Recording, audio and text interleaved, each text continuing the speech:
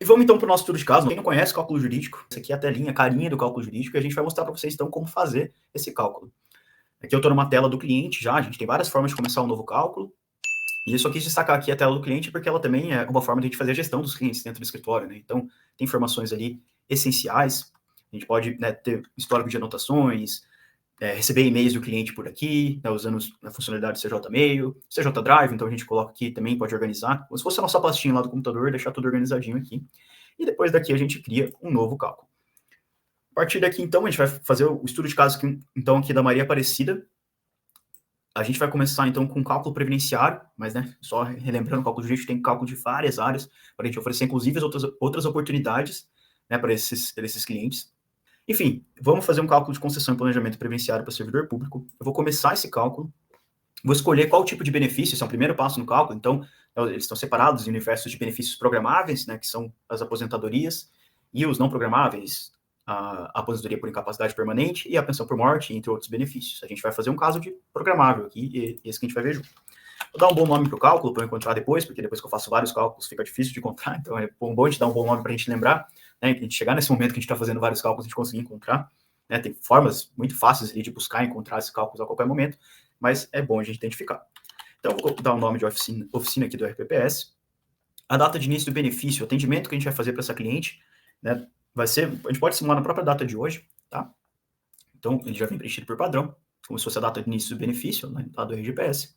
Vai perguntar, então, qual regime de previdência você quer calcular. Então, vou escolher aqui calcular o RPPS. E já vou voltar para o slide aqui só para contar, então, o caso dela antes da gente preencher ali os dados. Então, essa cliente, né, eu vou contar um pouquinho a história dela. A Maria Aparecida, ela procurou, né, o nosso atendimento, então vamos fazer junto esse estudo de caso aqui. Ela procurou, imagina que ela procurou você, né, ali está em 30/7/2023, depois eu altero lá então. A data de nascimento dela é essa que está aí na tela. Ela ingressou no serviço público em 7/5/94, tá? A gente vai estabelecer isso já como ingresso no serviço público dela. Vai valer para o nosso estudo de caso também como alteração de cargo e carreira, tá? Nesse caso não vai fazer muita diferença essa diferenciação de conceito. E ela trabalhou então no único vínculo que ela considera como serviço público, que foi lá na Secretaria de Educação do Paraná, de 7/1/94 até 30/7/2023, a data do atendimento. E ela também trabalhou no regime geral de previdência. Então ela quer saber se também se vale a pena, né, ela levar, averbar esses períodos do CNIS, né, que estão ali no CNIS, para se aposentar, né, para a aposentadoria dela do RPPS. A última remuneração dela, esse é um dado importante para a gente ficar atento,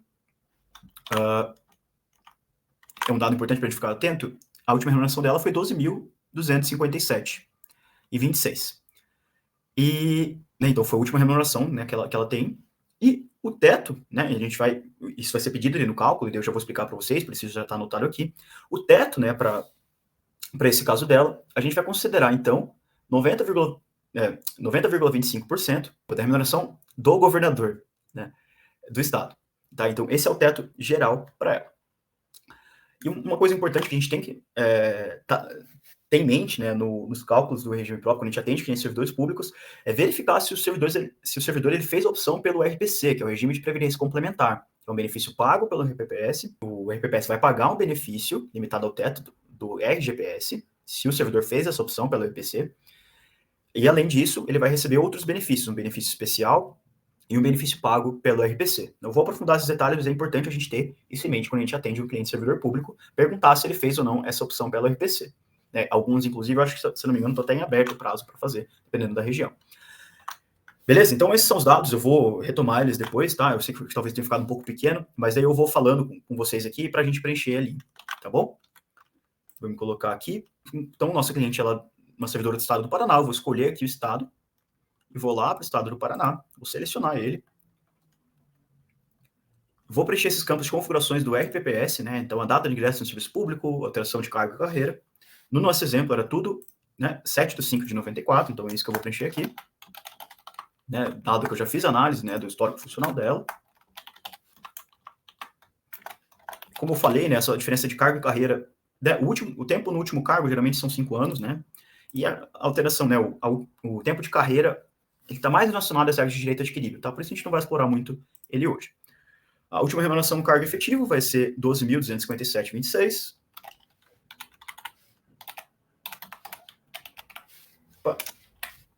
E o valor de teto para usar na renda mensal inicial, né? Qual o teto que a gente vai usar? É aquele teto que eu estava conversando aqui, que vai ser, né, a remuneração do governador limitada a 90,25% do teto do STF. Vou colar aqui, então, esse teto. Tá vendo que envolve um pouco de estudo prévio também, para a gente entender esses detalhes, mas são dados acessíveis e que muitas vezes até o servidor domina ali, tá?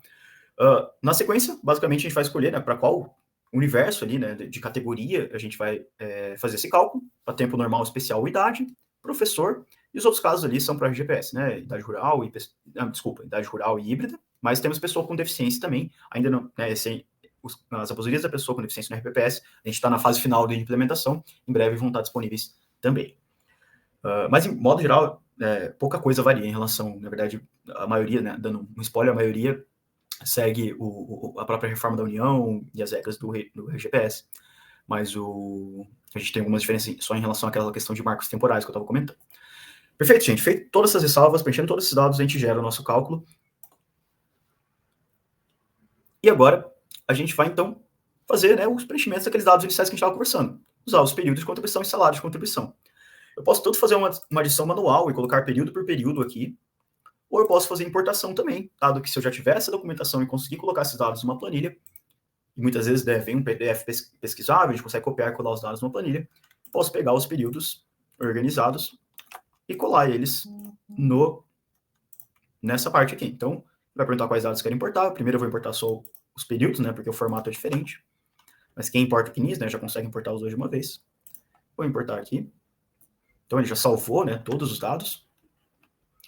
Uma coisa importante agora é eu adicionar e editar períodos e classificar cada período, se a gente vai levar ou não ele para o RPPS. Por exemplo, no nosso caso aqui, da Maria Aparecida, ela tem 2 períodos como recolhimento autônomo que ela tinha no RGPS. Primeiro eu vou fazer uma simulação sem considerar eles. Então, eu vou deixar eles como RGPS. E todos os outros eu vou marcar como RPPS. Se eu tiver muitos, inclusive, tem uma maneira até fácil de fazer isso, né? Eu consigo selecionar aqui, os marcos que eu não quero, marco todos, né, selecionados como averbar no RPPS. Agora todos mudaram aqui para vermelhinho, né, averbar no RPPS. Como eu falei, né, era um vínculo só na Secretaria de Educação, mas, né, ele tinha algumas divisões aqui, e às vezes vem assim, né, lá na CTC, na DTC, essas divisões, conforme a alteração, algumas alterações, né, no histórico funcional, de remuneração, então é por isso que está dividido dessa forma. Vou salvar. Vou avançar para os salários.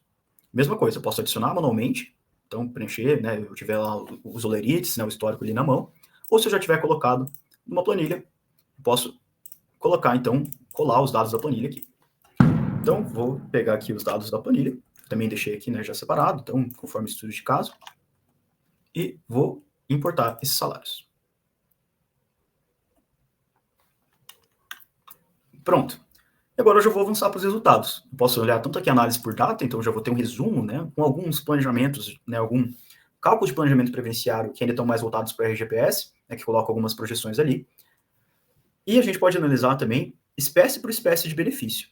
E agora eu estou fazendo uma primeira análise de um primeiro cenário. Esse primeiro cenário vai ser como seria a aposentadoria, quando vai ser a aposentadoria dessa servidora, né, da Maria Aparecida, se a gente só usar o tempo de RPPS dela. E a próxima, né, a primeira previsão que está me dando aqui é 10 de agosto de 2033. Poxa, daqui 10 anos. Né? Já na nova regra geral de aposentadoria do Paraná.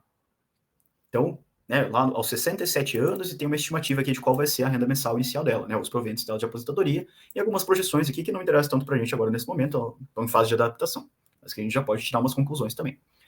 E posso fazer uma análise mais individualizada, entender, né, benefício por benefício, porque quais benefícios, né, quais requisitos ainda não estão preenchidos. Inclusive, ó, tem um erro aqui que eu cometi, que eu vou voltar e mostrar para vocês, que além de averbar o período no RPPS, eu vou ter que dizer para o programa também, então vou editar aqui, se esses períodos que estão no RPPS, que eu averbei, que eu levei para o RPPS, são ou não serviço público. Então eu vou fazer o mesmo movimento, selecionar todos, desmarcar os que eu não quero, e marcar como serviço público todos esses. Por que vai acontecer? Nesse primeiro cenário, a gente vai considerar só os períodos no próprio Secretaria de Educação do Paraná. Mas eu posso levar um tempo para o RPPS que não é serviço público, que vão ser esses recolhimentos como autônomo aqui. E eu já mostro, né? Eu já vou fazer esse segundo cenário com vocês. Então vamos concluir aqui o primeiro. Vou salvar aqui. E pronto. Salvo o resultado. Vamos voltar lá na análise por data. E agora sim, ó, agora é uma previsão mais palpável, né? Tá um pouquinho mais próximo. Tem 5 anos ali. 12/10/2027 é a previsão, então, ela se aposentar ainda na nova aposentadoria voluntária, né, a nova regra geral, aos 62 anos de idade. Perfeito? Então, aqui a gente tem essa situação. E depois a gente pode, então, analisar, né, individualmente, então entender, agora sim, ela mostrou aqui, né, então a gente avaliou o tempo de serviço público dela, então ela tem já o mínimo necessário de 10 anos de serviço público, ela tem 26, 7, 29, e o tempo de serviço público dela é igual ao tempo de contribuição normal dela, né, porque a gente só pegou o tempo do RPPS e o tempo que foi trabalhado no serviço público. E o que falta para ela se aposentar aqui, né, é a idade mesmo, 62 anos. Mas o que a gente pode fazer também? A gente pode simular um segundo cenário, voltar aqui nos períodos e tirar a dúvida que ela trouxe para mim, né? Que ela veio e perguntou. Poxa, será que vale a pena eu levar esses períodos do RGPS pro RPPS? Será que vale a pena? Então é isso que a gente vai ver agora. Então, eu vou trocar aqui, dar mais um pouquinho de zoom. Então, eu vou trocar esses períodos do RGPS para averbar no RPPS. Só que aqui, esse campo serviço público, a gente não precisa mexer nada, porque é um período que veio lá do RGPS, ele não é serviço público. Então, ele não vai contar para a contagem de tempo de serviço público. Né, para aquele requisito. Tem requisitos diferentes. Tem 30 anos de contribuição, por exemplo, e 10 anos de serviço público. Ou 30 anos de contribuição e 20 anos de serviço público. Então, são requisitos diferentes que são analisados no cálculo. E vou salvar. Então, agora eu trouxe o tempo do regime geral para o regime próprio e a gente vai analisar, então, os resultados, né, tendo em vista essa averbação, né, essa contagem recíproca do tempo de contribuição. Vou voltar aqui para análise por data. Vou dar mais um zoom aqui, né, porque aqui está um pouquinho menor. Vamos ver se fica melhor assim. E, olha, a previsão já mudou. Poxa, a aposentadoria mais próxima para ela está lá em 12 de maio de 24. Poxa, já está bem mais pertinho, né? E ela vai ter, então, essa aposentadoria, nessa possibilidade de se aposentar na regra de transição do pedágio e com direito à integralidade e paridade, né, conforme a emenda constitucional estadual, né, 45 de 2019, a gente está falando, então, uma aposentadoria do Estado do Paraná. Eu vou analisar com mais detalhes, né, aqui dentro da espécie de benefício, né, quais requisitos ela preencheu ou não preencheu. Aqui no ícone de ajuda, a gente vai, né, isso a gente está fazendo, a gente está colocando os fundamentos, né, uma parte mais descritiva aos poucos, e depois vai aparecer também no parecer, né, nesse relatório que vocês conseguem exportar aqui com as regras que vocês, né, quiserem mostrar para o cliente. E nesse caso aqui, ela teria direito, então, a essa regra do pedágio. Aqui no estado do Paraná, o pedágio ele é de 100%, tá? Diferente de outros estados, tem estados ali que tem os pedágios um pouco mais malucos, assim, digamos assim, né, com os percentuais diferentes. E o que falta para ela nesse caso, nesse nosso exemplo de estudo de caso, é terminar de cumprir a regra do pedágio, né? Está mostrando aqui individualmente quanto tempo falta e a data prevista, então, para aposentadoria, né? Eu posso até criar um alerta depois que o programa vai me notificar, para eu lembrar de entrar em contato com ela e, né, e fazer, anoto na agenda, anoto no programa, mas para eu poder fazer esse contato com ela também, né? E continuar ali a prestação de serviços, manter essa fidelidade com o cliente.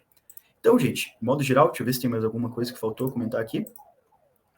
Então, aqui eu dei o destaque, né, essa questão de, né, a diferença entre, então, a gente averbar um período no RGPS e RPPS e no serviço público, essa forma que a gente deixou, né, bem, de uma forma para ficar bem didático ali, para a gente conseguir fazer essa diferenciação, né, do que é serviço público e o que não é na hora de fazer a apuração do cálculo.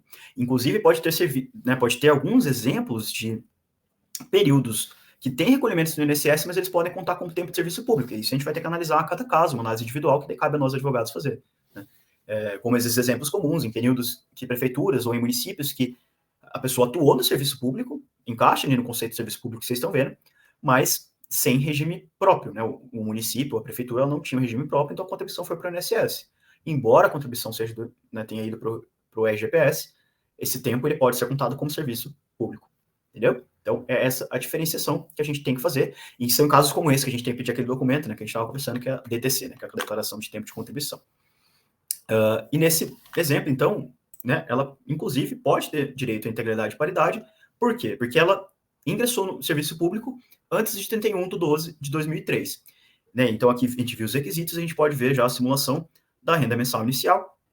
Então, a gente vai dar essa estimativa de data para ela, e ela vai saber que ela vai conseguir levar a última remuneração, né? E a gente mesmo vai fazer essa ressalva, né, e essa análise, né, do lerite dela, o que realmente compõe a remuneração dela para fins, né, de contribuição previdenciária.